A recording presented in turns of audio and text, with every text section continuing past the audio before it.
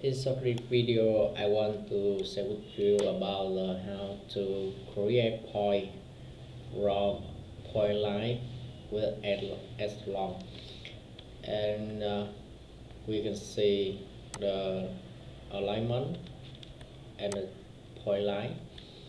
I click PT tool and click create and label, and click point along alignment,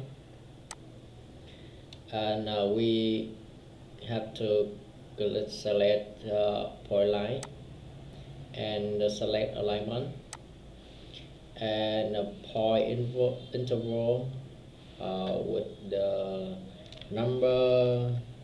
I create 20. Click if you draw point line with the vertex and no vertex, test create. Would click the yes.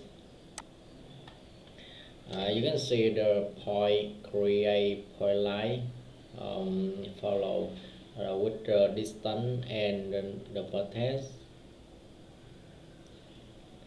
and I click again the create label and point as along alignment and select point line, select alignment and click the distance 20 and I click the now.